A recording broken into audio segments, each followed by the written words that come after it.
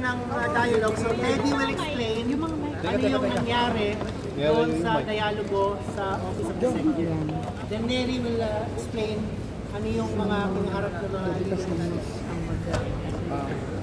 Well, una, nais namin magpahayag ng dismaya na ayaw tanggapin ng Executive Director ng Secretary General's Office complaint. Ayon sa kanya, wala siyang authority to receive the complaint.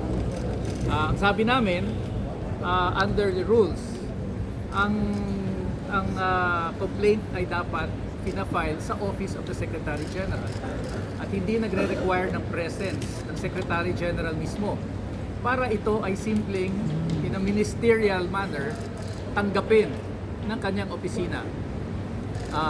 At yun na nga, ayaw nilang tanggapin. So ang ginawa ho namin ay nag-iwan kami ng kopya doon sa opisina, and as far as the complainants are concerned, we have complied with the rules na final namin sa Secretary General ang aming complaint. At poproblemahin na lang po ni Secretary General when she arrives on Monday ang kanyang trabaho, ministerial work, na ito ay i-refer kaagad, i-transmit sa office ni Speaker D para ilagay sa order of business. So as far as we are concerned, we have done the necessary requirements. Hindi namin kasalanan kung absent ang inyong Secretary General. Under the Constitution, under the rules, it is enough that we submit to your office.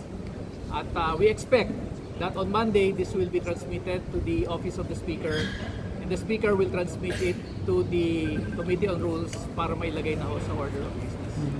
It was not received or signed. Ayaw nilang. So, ibig sabihin po hindi file? As far as we are concerned, Being served. it is filed, it is served.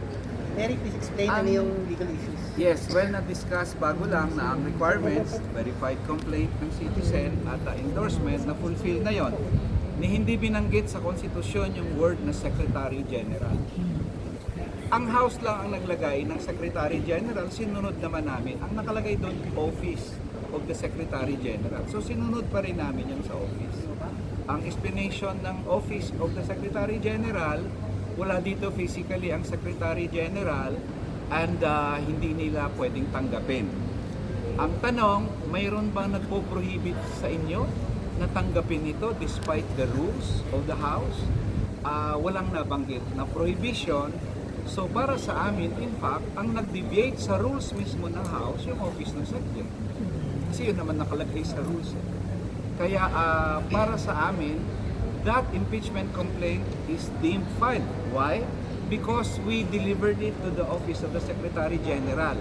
Sa ilalim ng Rules of Court, pag hindi physically present yung subject ng isang papel like as court process, in this case, impeachment complaint, ang substituted service, iwanan mo sa residence o sa office ng subject. Iniwan na namin, tinanggap naman, so para sa amin, it has been served by substituted service to the Office of the Secretary General following the rules of the House.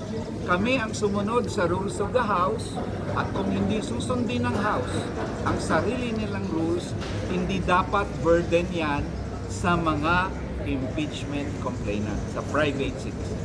So yan ang aming procedural na explanation ngayon. We have filed it by leaving a copy of the impeachment complaint with the Office of the Secretary General. Sir, wala